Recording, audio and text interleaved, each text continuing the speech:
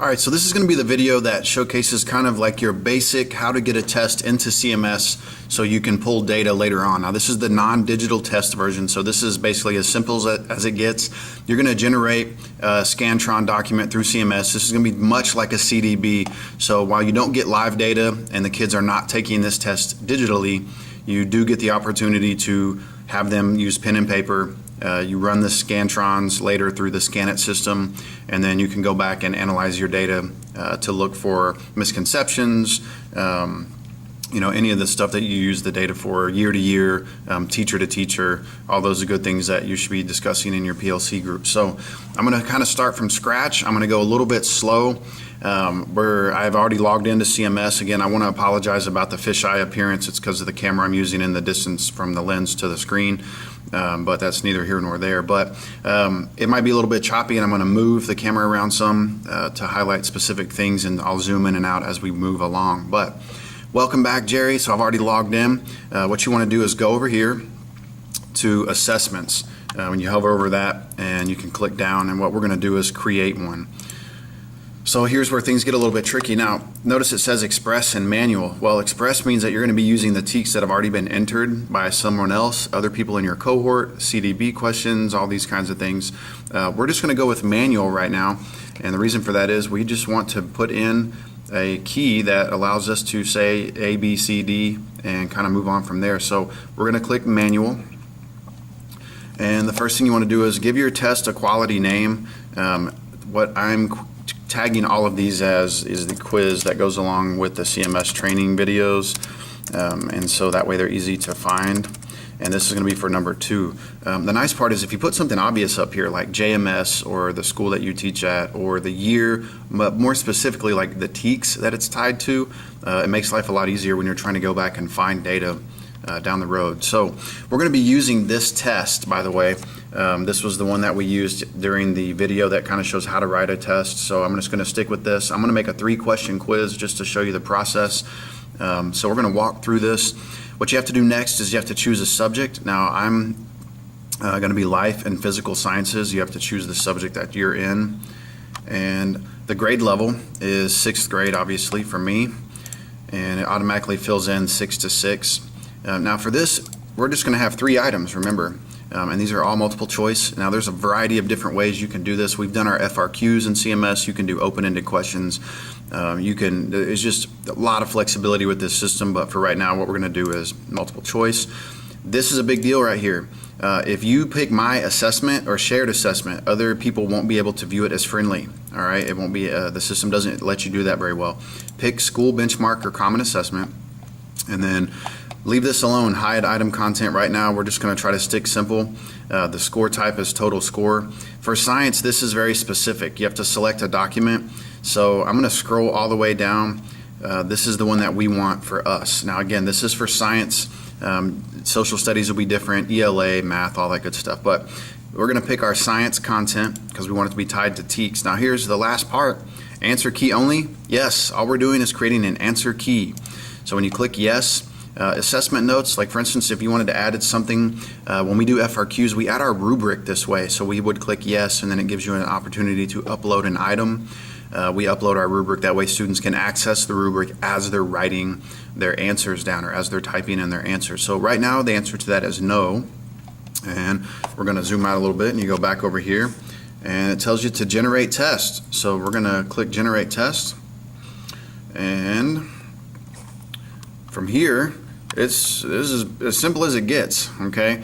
Notice it says at least one answer must be selected as correct. If you do not do that, it will leave this area red over here. These little circles will stay red. So you have to answer, you have to put in 2 things here. You have to put in the correct answer choice, and you have to put in the standard, meaning the TEK. So if you jump back to this for a second, I'm going to zoom. I actually don't even have to zoom out. Notice right here I've written the TEK, which is 6.6b. This test has to be happens to be entirely of one TEK. Typically, if you have a test with 2 or 3 different TEKs involved, when you write this in Word, real tiny at the bottom of each particular question, write the TEK down. It makes your life a lot easier when you go to enter in the TEKs into CMS. Okay, so the TEK for this is 6.6b, and our correct answer on this question number 1 happens to be A. So I'm going to select A as my correct answer. If you do 10 questions, they'd be 10 points apiece. In this case, I'm just going to leave this alone because there's only going to be 3, and this is just more of a simulation. Now notice here's where it prompts you to select standards. So this is again lined up with science because that's the topic I chose when I decided to write the test. So the only thing that's going to pop up when I go to select my standard are the science TEKs from 6th grade. So if you were to take 8th grade or 7th grade or ELA or math, it's going to be specific to that. So I'm going to scroll down here a little bit. Remember, this is TEK 6.6b. Here's our 6.6 category, but I'm going to hit the arrow and it's going to open up A, B, or C. In this case, we want B. So I'm going to click on that. I'm going to go back over here to save and close, and I'm going to click on that real quick. Again, sorry about how choppy the video is, but it's all good. All right, so now notice the check mark up here. All right, we have successfully entered a correct answer and we have tied this question to a TEK. So now what we're going to do is we're going to go to number 2. And we're going to repeat this process. The answer for number 2 happens to be C. So we are going to highlight C. And again, it's going to prompt us to make sure that there's a point value there. We're just going to leave it as 1. We're going to go back over to select standards. I'm going to click there. Again, same process applies here. Down arrow, drop down to 6.6b, hit save and close. And notice that now I have another check mark for question number 2. We're just waiting on question number 3, so I'm going to click on 3. Again, it's going to prompt me at least one answer choice must be selected. So the answer choice for number 3 is C. You can hit C there and notice that my point value is assigned. Last part is to select the standard. We'll go back over here, pick 6.6, scroll down to 6.6b, select 6.6b, and save and close. So at this point, we have made our quick answer key only. Like, this was the part to this that makes this nice and easy. Now here's where we have to assign the test, and there's a few other things that we're going to go over. Let's say you wanted to go back briefly and just add a question, make it a 4-question quiz. This is where you would do that. Again, remember, this is only for a test you have pre-written and you are attempting to gather data through CMS with a Scantron that is generated by CMS. So I'm going to show you how to do that here in just a second as well. So for now, we're going to go to save. We're going to click on our save button. Everything is good to go. We know this because all of our questions have a green check mark. So from here, we're going to return to test details.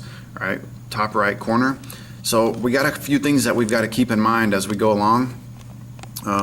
Make public. What that means is you're about to share this, make it public, and other people are going to be able to take this test on your campus. So first thing you need to do is make it public. And then it's going to prompt you to schedule it, meaning when do you want the first person teacher to take the test, and when are you ready for the last person to take it. So you got to think about your window for testing. Notice what just happened when I hit ready to schedule. This window pops up. Once this window pops up, it says you will no longer be able to make changes to the test. Do you want to proceed? That's kind of a little bit not true. What it's asking you is, do you want to add any more questions to the test? Because if you hit OK right now, you will not be able to do that. But let's say you have something and you notice a typo. Can you fix the typo? Yes, you can still go back and edit the test question. Let's say you don't like the graphic or the size of the chart or graph that you put in later down the road. You can still edit those things. So all this is saying is if you have a 3-question test and you wanted to make it a 4-question test, if you hit OK right now, you can't do that anymore. And I'm going to talk about that in greater detail for video number 3, which is going to be adding a test so kids can take it digitally, and a lot of this will make a little more sense. But for right now, we have our 3 questions. We have everything checked off in the green. We do want to schedule this. We're going to hit OK. So at this point, now it's going to prompt me, okay, well, schedule it. So we've done public. We've made it ready to schedule. Now we're going to actually assign some dates to it. So over here on this side, it's going to say our start date. When you click on that, we're just going to pick today. And our end date, it typically automatically throws in a week right there, and that's fine, so I just leave it. And then I usually put the score due date the day after. Just for today's sake, I'm just going to click today. A couple of things that you're going to have to figure out now. Do you want to prevent students from accessing test results until after the end date? If you click on this, what it does is students can go back into CMS, if you guys didn't know this, and they can look at what they got right or wrong. The tighter your test window is, the safer opportunity, the better the opportunity for students to have to answer their test questions and then move on. Whereas if you have a 2-week test window and you don't click this, then students can go back in and access what they got right or wrong, and they can let their buddy know. Okay, so keep that in mind. No test is perfect and no system is perfect, but CMS is pretty amazing. But keep in mind what it means to block students from their own results until after the end test date. Okay, so we're going to scroll down a little bit. Now remember, there's not a whole lot going on here, mainly because we did not publish this as an online digital test. So there's not even an option here to put a password. The drawback is that, see right here where it says TestNav. TestNav is the system that allows students to hit play and listen to the test question being spoken to them by the computer voice. If you're doing the test without being digital, you don't even have that option, obviously. So if a student needs to have the test read to them for oral admin or any other 504 accommodation, then you're still going to have to do that. So again, there's a big time benefit to going all digital, and we're going to talk about that in test or in video number 3. But we're going to move down here a little bit. Test online options. They can't access this test. There's nothing there for them to do, and so this is the big one here. Show test scores upon submission. That's the benefit of the digital test. Display this test on a take a test site on their homepage through CMS. Again, benefit of taking their test. Prevent the student from accessing tests before the start date. Yeah, that just makes sense. Here's things that you can't do as easily, obviously, with the pen and paper version. Track and display student response times. This comes in very handy when you're looking to see how long it took a student to answer an FRQ. Perhaps you're trying to figure out, I felt like this was an easy quiz. The students didn't do very well. Let's go look at their response times. Well, it took them 6 to 7 minutes to answer, or the other way around. You could have looked and said students were answering within 10 seconds. That probably means they're guessing. So those are things that you have at your fingertips whenever you do an all digital test. Right now we're not doing that, but I want you to know what this stuff means.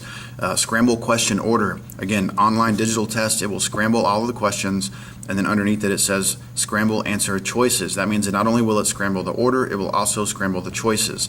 There's a proctor screen that I want to talk about and how to gather data and what it means to you'll get to see what the student side looks like. But when you scramble the question order and the answer choices, when you're looking at your own proctor screen, everything is back in order from the way that you originally entered the test. And I'll go over that in a little bit greater detail in video number 3, but like I said, I want you to know what this stuff means.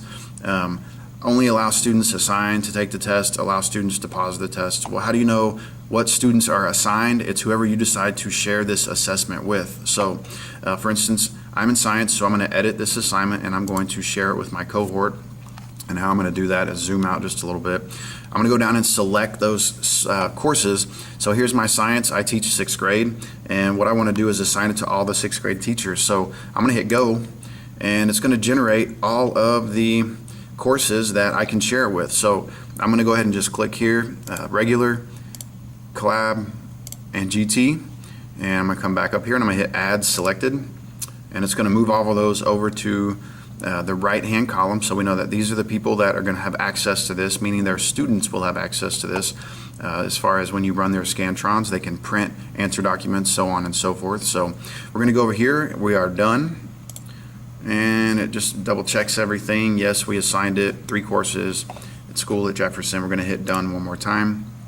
Still got a little bit more stuff to do here.